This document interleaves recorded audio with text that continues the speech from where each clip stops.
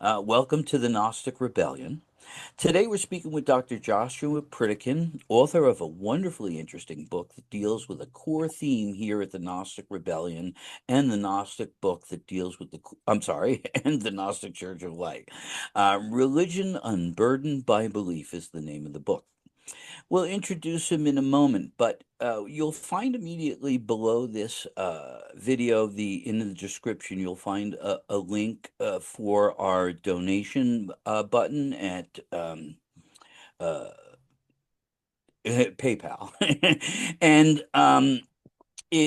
this program supports the Gnostic Church of Light. It's an historic building, and we invite you to become part of our historic congregation. We're the first fully owned and operating Gnostic church on the continents of the Americas, and your donations are tax deductible. While you do that, we'll extend this blessing.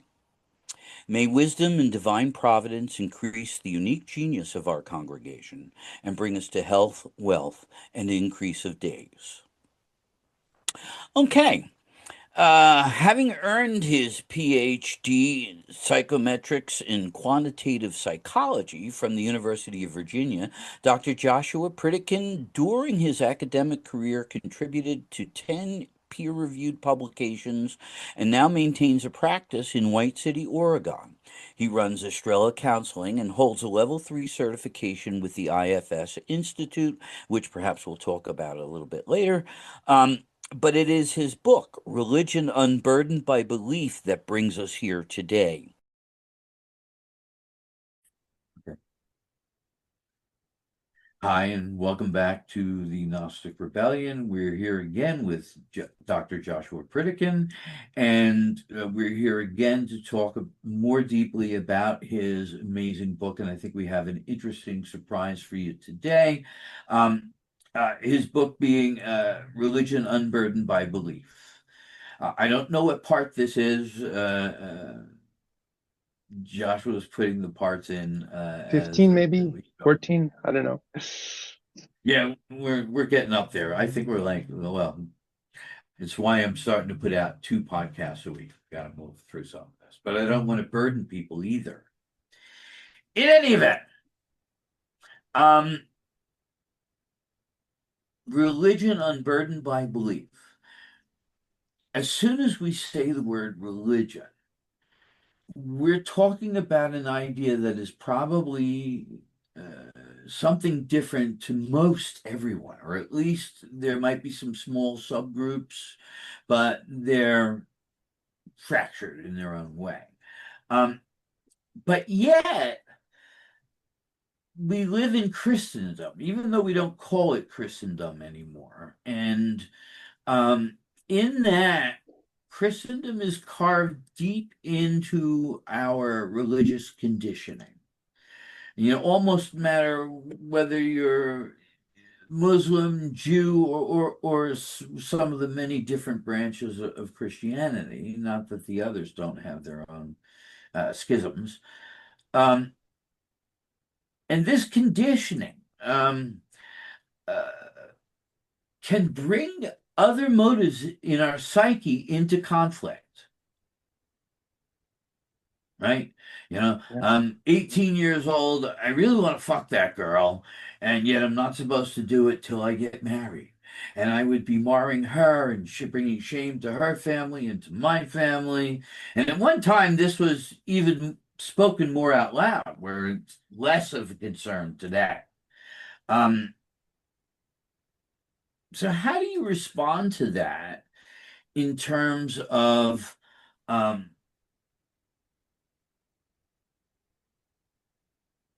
confronting this whole blending and unblending process? Okay, so we can become unconsciously blended into this conditioning.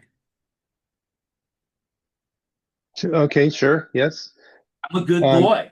You know what I'm saying? I'm sitting in the corner and eating all my curds and whey. You know what I'm saying? Um, and how do we, do you have an idea of how to confront something like that? I think your question seems overbroad to me. like you're saying, how do we unblend from Christendom? I mean, like all of culture? Like how do No, no, you? no. I'm just going strictly for the religious culture. You don't have to give your love up for Led Zeppelin up, and you don't have to, what I'm saying, quit school or whatever. Um, Religion itself. You know, I was a very devout Roman Catholic growing up, so going to church and to our church, because there were different types of priests. Our church was the one that had the right priests, and I dropped my Bible on the floor and I brought it to the priest to bless it again. So and so I was caught up identifying with Christianity, and that affected other things that I did, the way I got involved in my socialization, right? Sure. So I want to avoid all those other consequences so that we can kind of narrow it down in response to my being too broad and say, what of the religious conditioning itself? And, because at that point in time, I would have said, well, I'm a Catholic or I'm a devout Catholic. And I was also saying I am simultaneously a good boy. I'm a good boy. you know, Yeah. and and so um, I feel like that was in people today. right, Paul. I feel like you're looking back at that uh, teenager that you once were, and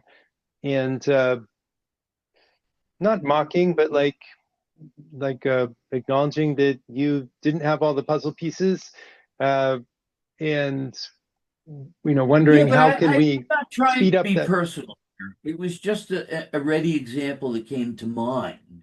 Yeah, yeah, Um, and what I was really trying to say is that I think unconsciously, the grown adult is still saying that.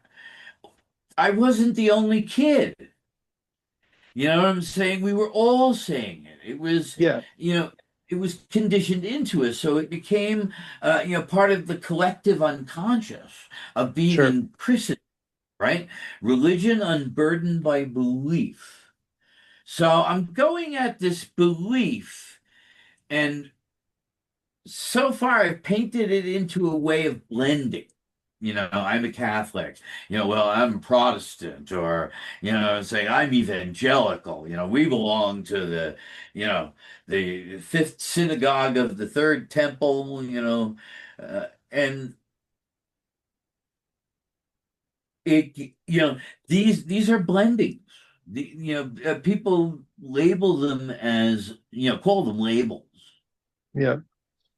Um, well, and so no, I get that you're trying to make a general point. You're not just talking about your own personal history, but I feel like the general point is like you're asking how can we speed up this process of people recognizing that something is missing, something is incomplete, like that they should look for something more. Um, I mean, uh, we can talk about what we're doing over here, but who's going to take notice?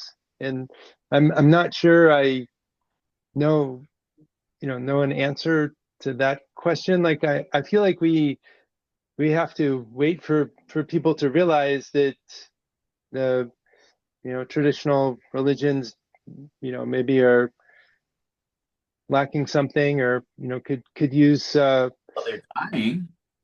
what was that? Traditional religions are dying. You know, So churches yeah, are so shutting people down. people are Yeah, I noticing belong that there's to a something missing. Methodist church. You know what I'm saying? So, and the town wasn't happy with us being here. They didn't like those Gnostics coming in. I'm evil. And there was another competitive Gnostic group that really is evil. Long story. Um, and they helped to trash our reputation. So it was kind of interesting. Um, okay, so sad enough, I think, and probably that I couldn't really formulate my idea well, but um, I think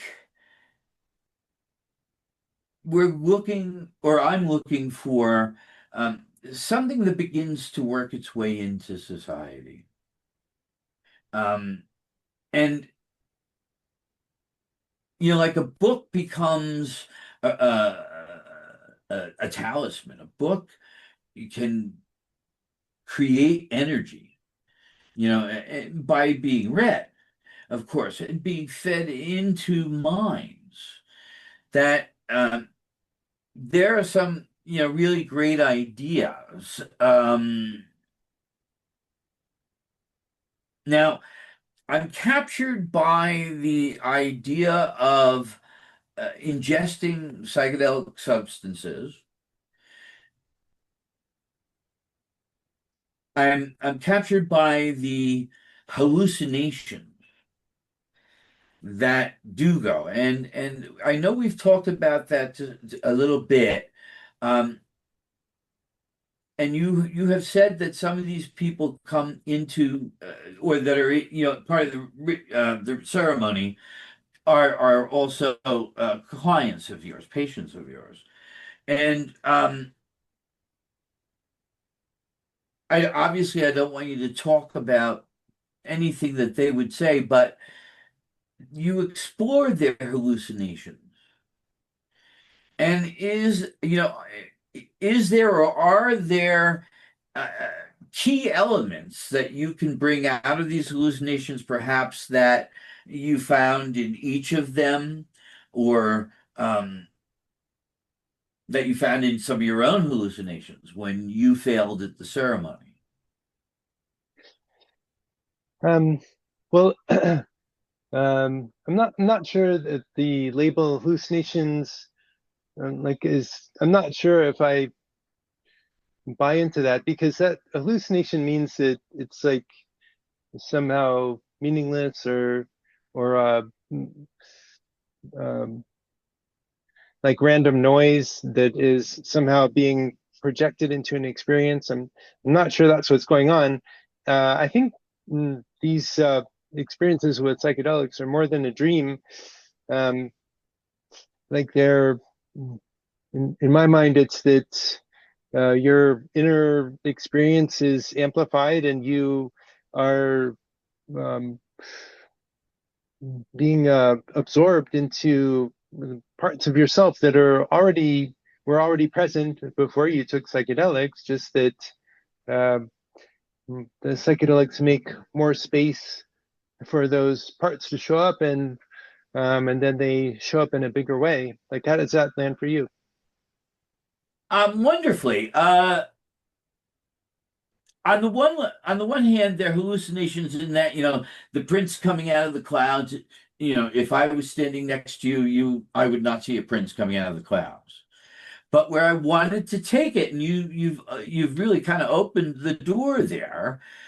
Should we consider these expressions revelatory?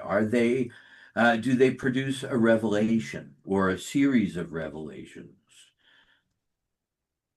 I mean, I think the answer is yes, based on um, like there's actually empirical studies that have been done like decades ago, looking at using psychedelics to catalyze scientific insight. And that's what Bruce Dammer is doing with his Minds Institute. Just in the very recently, in the last couple of years, Bruce Dammer is a astrobiologist. He's one of the scientists who has one of the leading proposals for how life got started on Earth. And he's a big advocate of using psychedelics as a way of catalyzing scientific insight. So, like, I wouldn't even say it's like my opinion, but I think it's close to established fact that these substances can, um, what word were you using? Can catalyze visions or insights or revelation. You said revelation. Well, yeah, certainly. We could go through some amazing stories that come out of especially Aboriginal culture, where profound things were accomplished through the ingestion of these substances that were carefully prepared, even in a religious manner. And they all had, each of these plants had gods that, spoke to the plant or spoke through the plant, or, so they really focused the mind and trained the mind, before somebody would have their first experience in preparing a shaman, Hmm. right?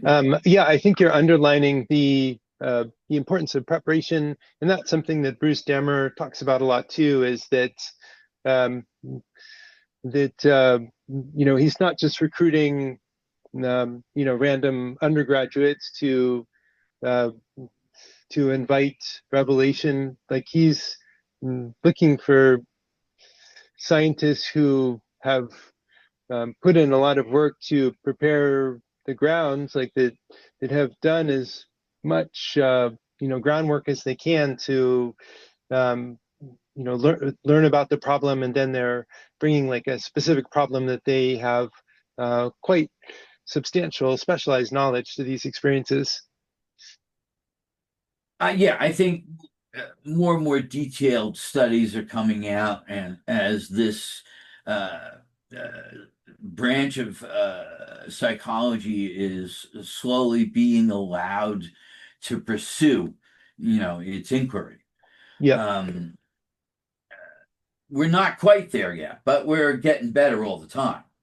I've been wondering about these things that they seem to be selling online there. You don't take the full mushroom, but they give you this micro amount that you take, and you're supposed to just feel better and be happy every day.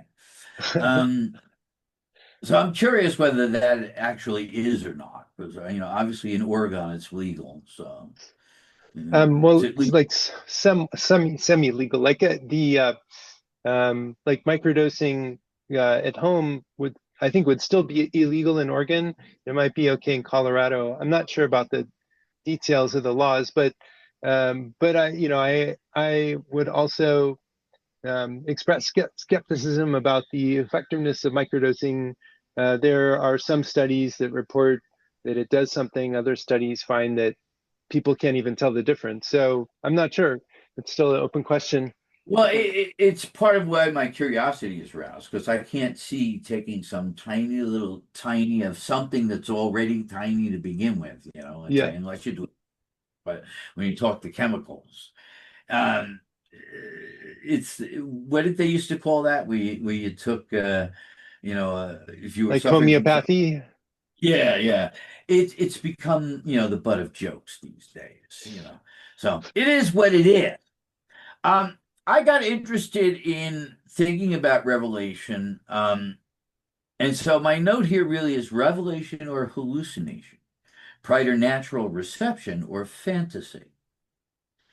If you have you ever read Jung's Red Book? Are you familiar with the Red Book? If I read it, it Nothing, was, yeah, it nothing. was a long time ago. Like when I read Jung, I was a teenager, and like I'm not sure I understood anything. Oh, the Red Book was only kind of recently put out, like in the last 10 Oh, I years see. or so. Okay. Big giant production. I have the hard copy downstairs, and um, I can send you the PDFs if you want them.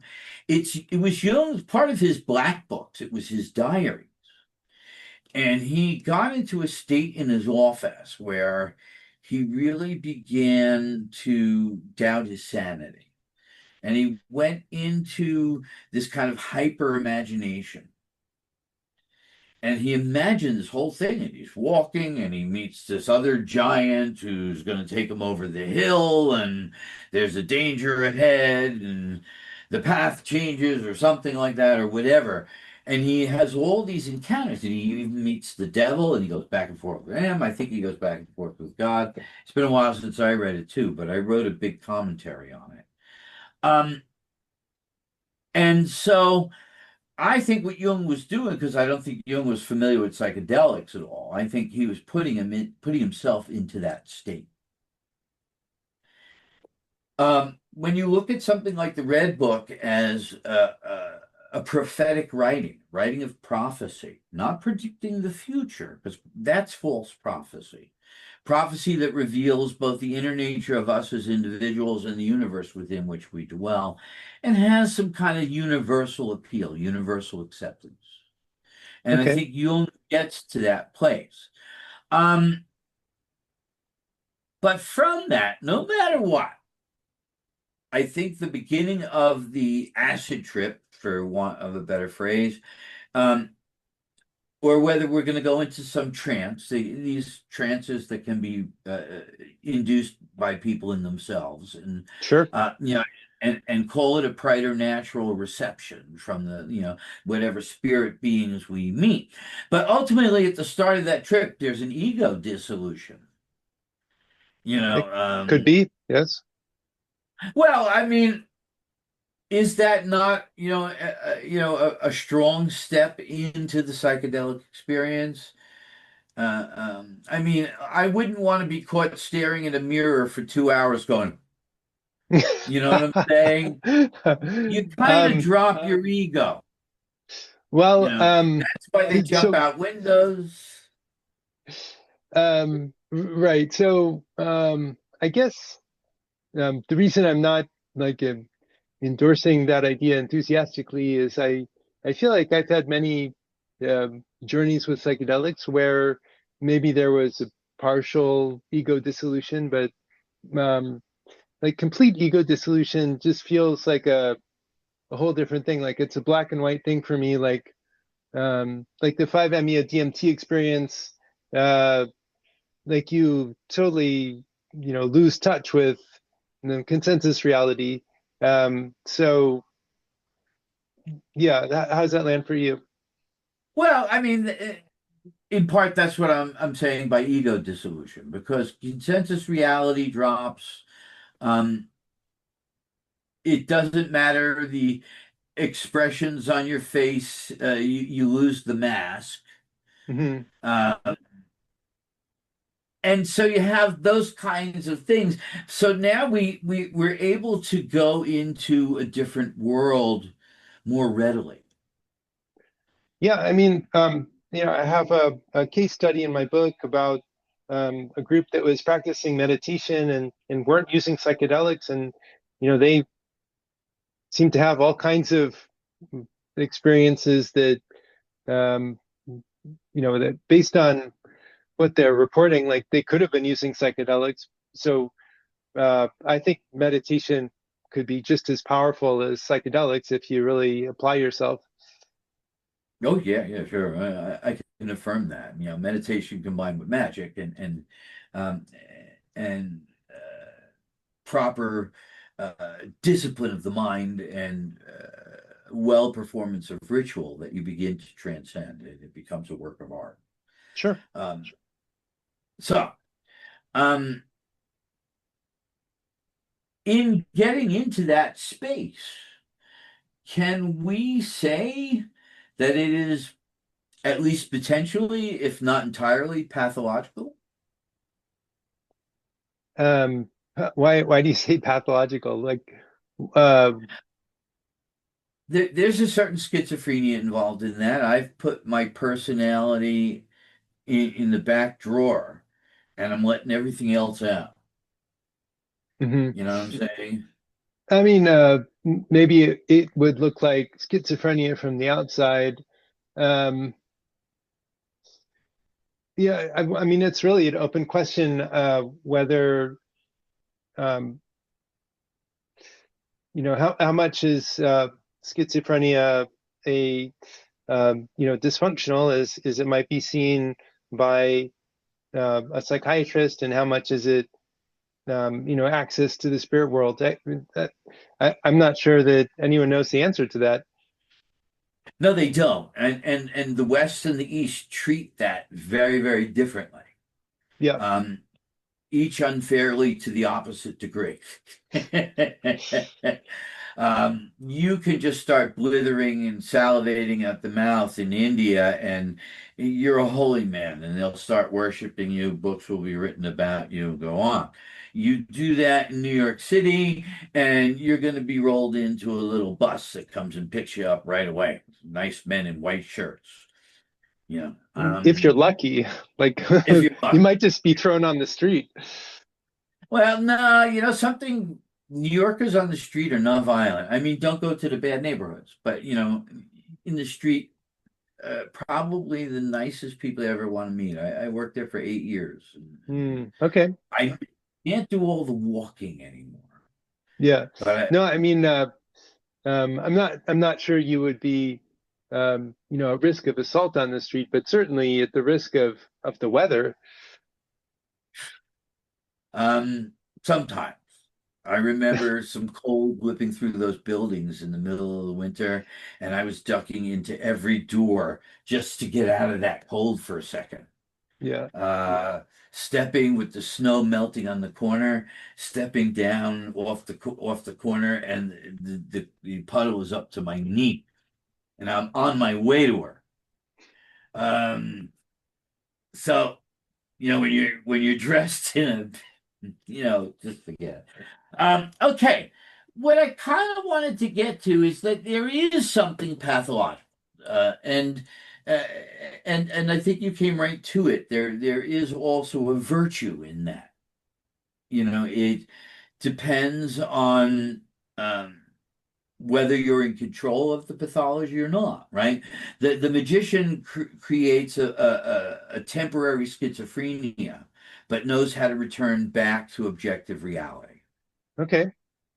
Right? So that they're doing that projection of mind, right? Um, Whereas I think in a lot of other mystical schools of any sort, whether you're doing psychedelics or not, if you get to that sociological,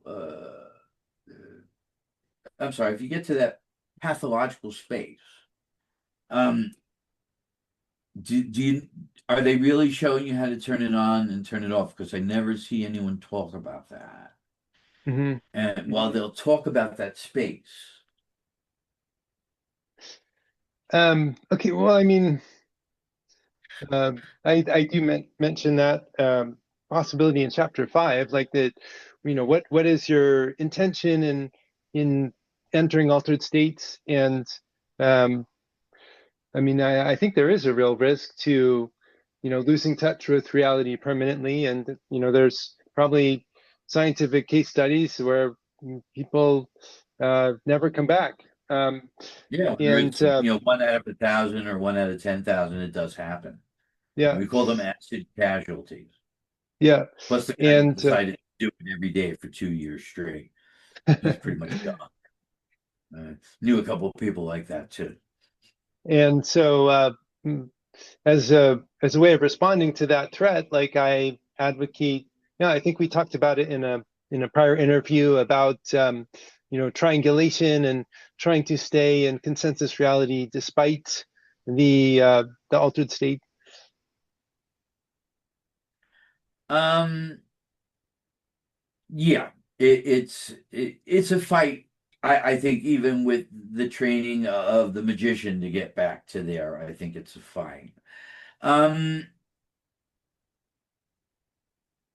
when we talk about those altered states, I can't help thinking of R.D. Laing, who worked with schizophrenics, and he would go into asylums where the schizophrenic was curled up naked in the corner, and he'd get naked and curl up with them. He really believed that homes should be created for the schizophrenics to live out their fantasies, as he called them. It really brings up the question, do we not have a problem defining mental disorder in the DSM? Well, yeah, I mean, yeah, I'd be the first person to agree with you that the DSM has not been very helpful. It's like even one of the authors, declared that it's mostly bullshit. Um, it's mostly racism or politically motivated. Uh,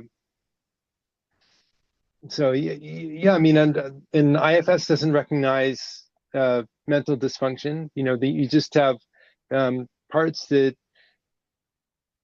have behaviors that they've uh, become frozen with, from challenging experiences in earlier times that they're still, trying uh, to use um, to help you survive. So, um, yeah, I don't think it's very helpful to label symptoms as dysfunctions. Well, obviously, if that symptom, keeps you from being able to get along in the world, then you have a dysfunctional situation. Um, Well, okay, but okay, but like so you're that has a solid operational definition, right? So you're saying, oh, I have trouble getting along in the world, and you're calling that a dysfunction. Like that seems reasonable, but that's not what the DSM does. Like they have, uh, checklists of like if you score, 10 out of 15 on the depression inventory, then you have depression. But like, what does depression mean? Like that's it's just like a surface presentation that totally ignores the causal structure. I couldn't agree with you more, but I do get a sense of caveat, when it comes to severely schizophrenic people that are either a danger to themselves or others, that kind of thing. How would you go about handling somebody like that if you could? Well, that's not an area of my specialty, um, Okay.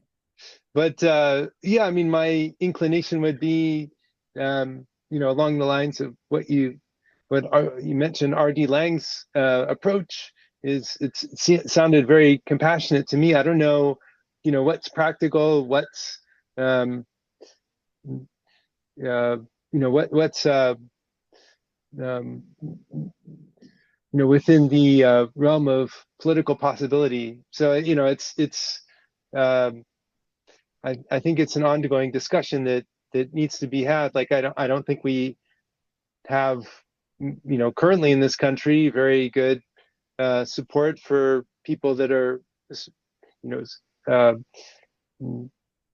sounds like have schizophrenia to a degree that they can't function in society, and those people could probably benefit from better support. Yeah. Um, and I like that really take it to not just this compassionate place, but that I'm hearing you talking to the patient in terms of understanding when you finally get to some depth.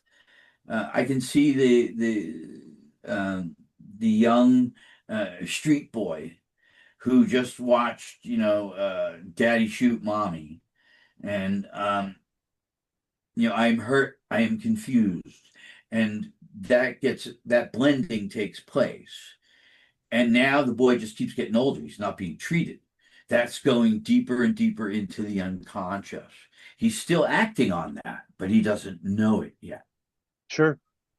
Yeah, I mean, So, when kids suffer like the severe trauma like that, then their internal system is probably going to be shattered, and they'll have a drastic lowering of trust between their parts, and so it's their parts will be compartmentalized, suppressed. Um, so, I mean, it's so you have to very dig all difficult to put out. all the pieces back together again. Yeah, yeah, and you have to dig out a lot of trash. Yeah, It's I can only imagine the difficulty for the patient and of course the patients that you need or the therapist would need to get through something like that. yeah. Taking this to the more or less normal person, I think it's very common that people understand. Uh, our childhood lives do have unconscious echoes. And though we're not schizophrenic, Hmm. you know, has to be brought out. Sure. I think there's some famous study that looks at the number of um, oh, what's it? I think it's the ACE study, like adverse childhood events, something like that. And like they show a very strong correlation between suffering trauma in childhood and mental health challenges in adulthood. Like that's pretty established at this point. Yeah. So we're bringing in something else too. Uh, and I've presented complex situations that I even brought to the quote unquote normal person, um, whose behavior is really shaped by culture. So not only does this become unconscious, but the individual becomes completely given over to the culture and to cultural expectations, doing the job. Daddy brings home the bacon, that kind of thing. And they do what they're supposed to do.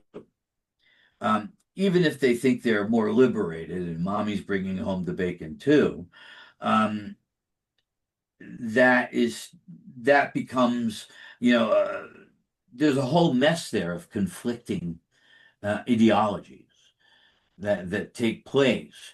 Um, and with that complexity, is mental healing possible?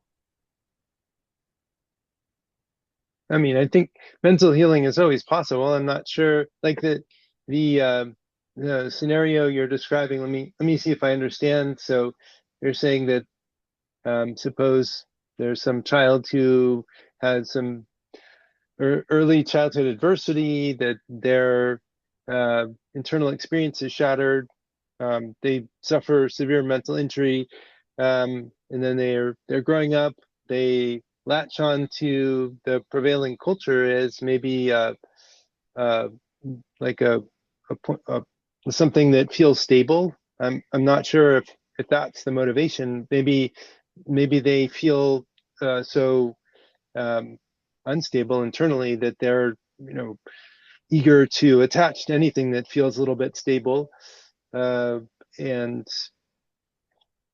then how can that be healed? Well, is that the question you're posing? How can that be? I didn't hear that word. How can that How can be? how can that be healed or like unwound all Um, those injuries? yeah, well, I think some form of healing is important. You know, um, before you could go on to spiritual experience. Usually in any spiritual instruction, the first instruction really is healing, Sure. because you got to bring the whole person in balance to the work, right? Hmm. Um, but if we take that person who's not in balance yet, who's going to begin to reveal that imbalance to you in therapy, who is invited to the ceremony and ingests the psychedelic substance, um,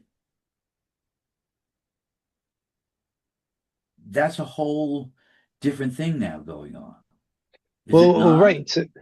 So, I mean, that's why in the book I strongly advise like a sequence of progressive challenge, like so that um, uh, people who are fragile, who may not have much experience exploring their inner feelings, like they should start with like a situation where they are very well supported. Like start with talk therapy, where it's a one-on-one situation. You have the counselor there whose sole job is to support you, help you to be with all the feelings you have as you can heal and unblend from your parts. Then uh,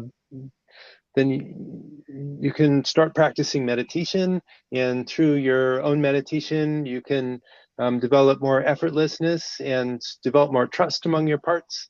And then only after that point would I suggest maybe to explore psychedelics. Like if you jump into psychedelics before you've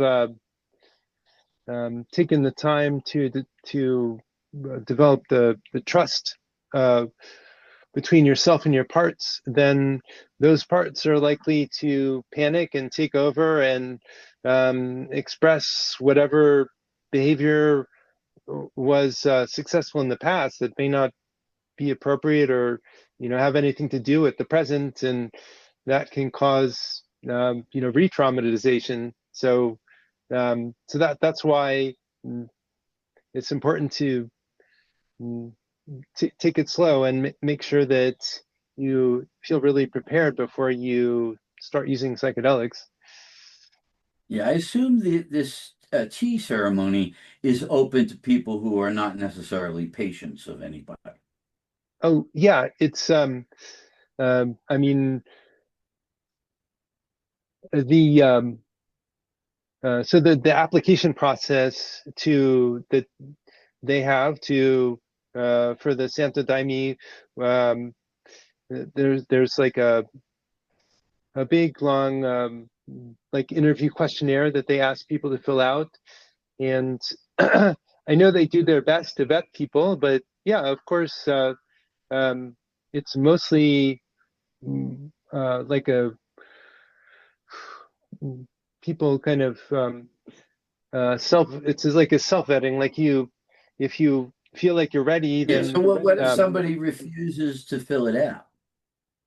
yeah, and or lies, like they could just fill it out dishonestly, and He could honestly, or he could not be, very strong intellectually and can't really write anything down that's is in a jumbled mess. well, that would be apparent. If it was all jumbled, then the Well, I don't whoever's mean taking all care of it jumbled knew. so that he's retarded. I mean, say, have you worked on yourself psychologically? Yeah. And what have you done? Well, I got my head together, man. Okay. Well, I mean, yeah, at a certain point, you just have to trust people. Um, and the so okay, so the scenario is someone who is um, hasn't done the work, who still has a shattered kind of inner system where parts are not trusting of each other, not trusting of the person. Like there's still a lot of buried trauma. They come to the ceremony, then what happens? Is that the scenario you're Just kind of the question. posing? What generally happens? Well, they would probably have a hard time staying present, and um, you So they know, would stop singing. yeah, most likely stop singing. Maybe not even be able to sit on the chair. They might just um, sink to the floor and then be helped out by guardians and led to a room where they could lie down and relax. Okay. Yeah. I'm just trying to let people get a sense of these things. Um, Question. How do you tell the difference between pathology and spiritual experience? um, so what do you mean by spiritual experience? I mean, I think that's the question. Like, how do you define it? Um,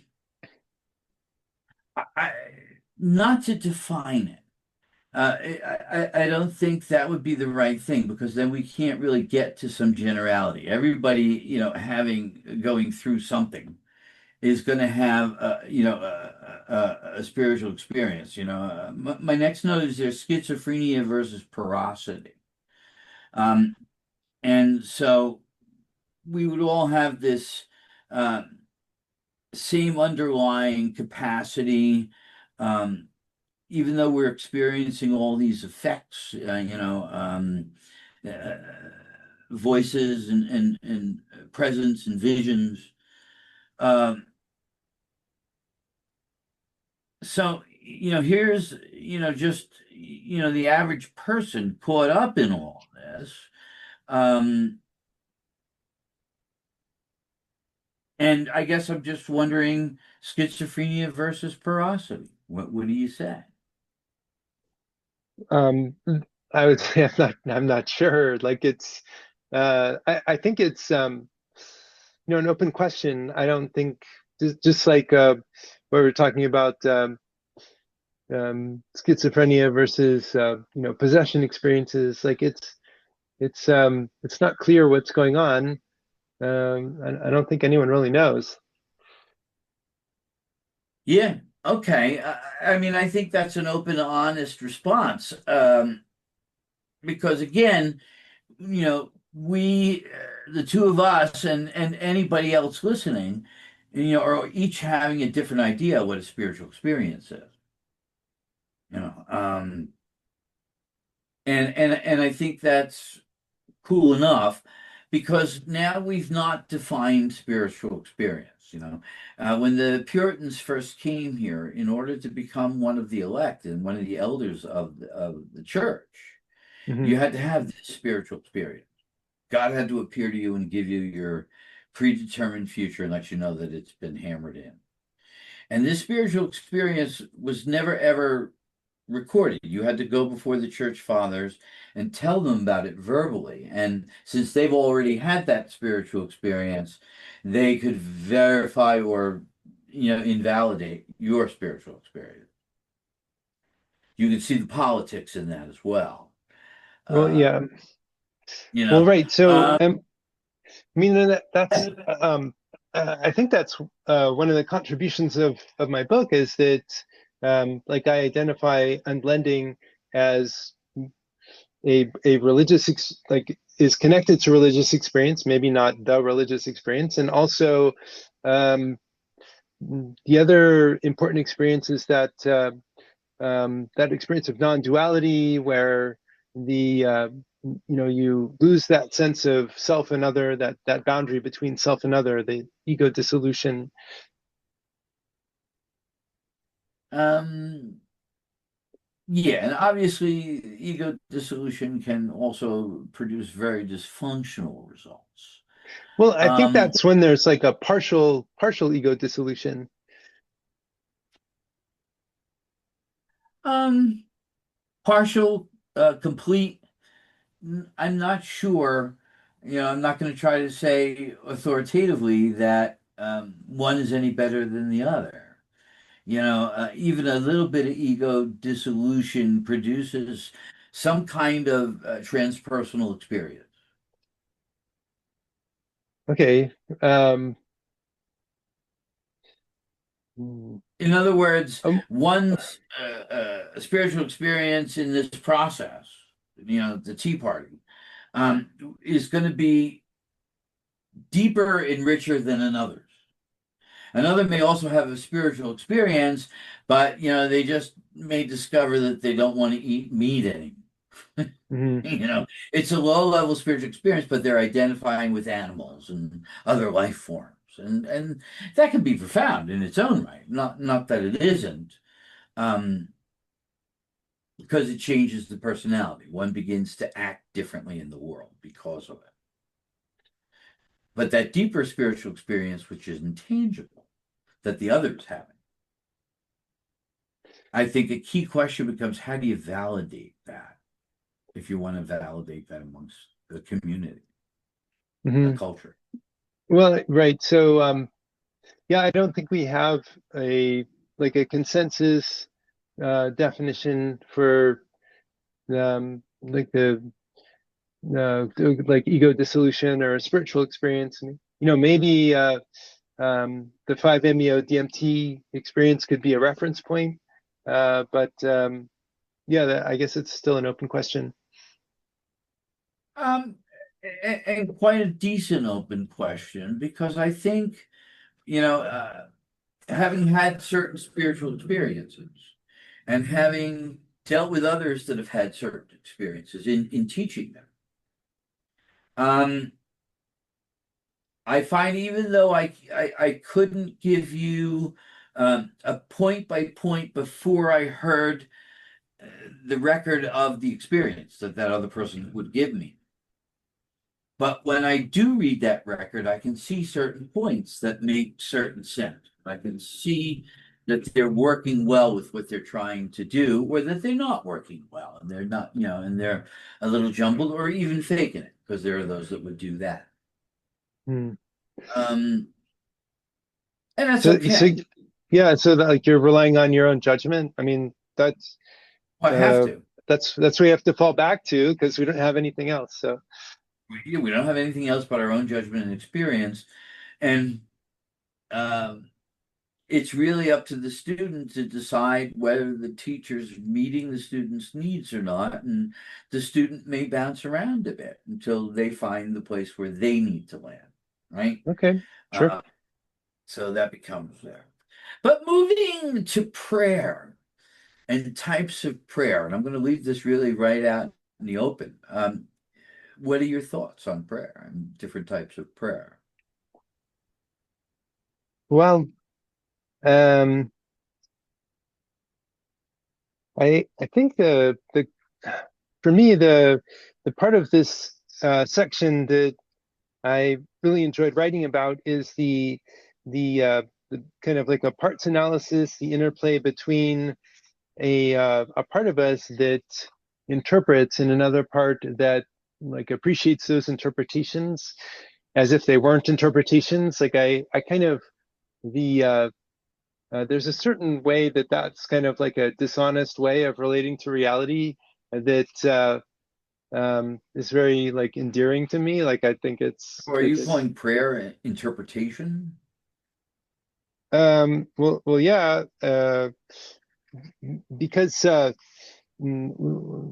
we like we okay so if I throw a ball to you and you catch it, you know, like that's there's nothing miraculous about that, right? It's easy to That all depends. Yeah. but if we have a event where it's much harder to determine the causal structure, suppose, you know, I have cancer and then suddenly I it goes into remission. So what caused that? Who knows? So in that case, you might say that you know it could be you know divinely divinely fated or something like that. Like that's a matter of So interpretation. are you just saying that prayer is as simple as seeing a divine act, whether inside your own health or someone else's health or in some other situation, not dealing with health at all? Yeah, it could be any context, and it's basically attributing to a divine cause to something that happened. I mean, that's the interpretation part. Okay. But we have such things as formal prayer. Different traditions have different formal sets of prayers. Sure. Um, Sometimes these are repetitive prayers that, really spoken as mantras. Okay, but Sometimes short. what's the Hmm? intention of using those prayers? Well, yeah, I'm playing off constantly the title of your book. Okay. Religion unburdened by belief, Our Father who art in heaven, hallowed be thy name. Hmm. You No, but know, what's there's why belief. why why are you reciting that prayer as a matter of belief or for some other reason? Well, I personally right now was citing it as an example, but I brought a little bit of humor into it if I could. Well, okay, even as an example, like what is it an example of? Like, are you when you recite that Well, this prayer? is an example of a formal prayer, right? And if we're dealing with religion not having belief get in its way, and the prayer ceremony goes into some Catholic formal prayer, or you could go into, I can't do it in Hebrew, but you could go into what's recited from the Torah, Baruch Sure. atah Adonai, and that goes on. Yep. Um, I don't know a Muslim incantation, uh, but you have these different prayers, and they essentially are incantations. Okay, but And how are people using them when they recite them? What's their intention? Are they wishing for something to happen or not? Like, uh, are they reciting them for a well, see, particular? this is where I was talking about conditioning before. So you're reciting the Our Father or the Hail Mary or whatever. Mhm. I'm picking those because that was my Catholic upbringing. I know them. Sure. Um, when you're reciting that, you're building in the whole thing. Now and at the hour of our death, amen. Pray for us sinners. Please get me into heaven. Okay. And so now it's more than just the prayer because all of that is play. And that's been conditioned into the mind. Now, in therapy, you might, you know, disentangle that. Um, just uh, so when you say I might disentangle that, are you saying that I it couldn't was think of blend. You might unblend that. I couldn't think of. Oh, okay. No, I blend or disentangle that either one works. But were you implying that something was tangled to begin with? Like it sounded like when you went, okay, so someone's reciting a prayer, they want to go to heaven. So that's uh, so I would say it's like teleological in that sense that they have a goal that they're Highly praying for. illogical, right? Highly illogical. I'm glad you said that. No, no, I said teleological. Oh, sorry. I Teleological misheard. means, yeah, teleological It's a means that, heliological religion. We can talk about those other dynamics that are relatively unknown history of the formation of the church, right? well, I mean, that's not going into the conditioning, but the yearning for heaven, be a good boy and Santa's going to bring you presents and, all that kind of stuff, you mhm. know. Um, it's all about getting into heaven. And that's entrenched and culturally set up in a cultural zeitgeist in Christendom, right? Okay, sure. So if you choose that prayer, are we not creating a problem? I mean, it depends how people relate with that prayer. Like you're saying that they're, since we're in Christendom, most people are Christian here. They may latch onto that prayer as a kind of a reassuring that like they're making a deal with God. Like if I behave according to these moral rules, then I'll go to heaven. People may find that reassuring, and uh, it may Why, work for why, them for why some time. reassurance? Why do people need reassurance? To go back to our earlier example, people that uh, have grown up in very unstable circumstances, like divorces and maybe the parents fighting or something. These people are in desperate need of something that is stable, that isn't constantly shifting, so that may be a reason that they decide to buy into it. Or I'm yeah, I'm just does that Um, is that the example you're well, thinking of, or? you know, I think in your book, and I'm just bucking up against it. I think in your book, you allow everyone to have whatever belief structure they really carry in. You may be working with them to unblend aspects of their personality, and they may even be having personal revelatory experiences because of all this, Okay. which I think is quite good. Um, I'm just somebody that can't look past the superstitious culture that all takes place in. Um, I see a certain way to shoot yourself in the foot. Okay, but Paul, like what's the alternative? Like in my mind, no matter what we do, people are going to be superstitious. Like that's like it's not a fault of having Well, prayers. It's and a fault of we the can't how go the at that. Yeah, we can't no, go at but that. You know, the leader and of the Tea Party isn't going to stand up and say, "Now, listen, people, you're all superstitious. Okay, no, now no, drink the fucking tea, and we'll talk about it, right?" but that's why Um, I have the last chapter of my book, which is the exam, which has mixes facts and fiction. Um, that's the idea of the last chapter is to uh, throw a bunch of plausible but maybe mixture of true and false stuff at people, and in the because um, like in the real world you're going to encounter um, all kinds of some vast variety of things, and you need to have some discernment of your own.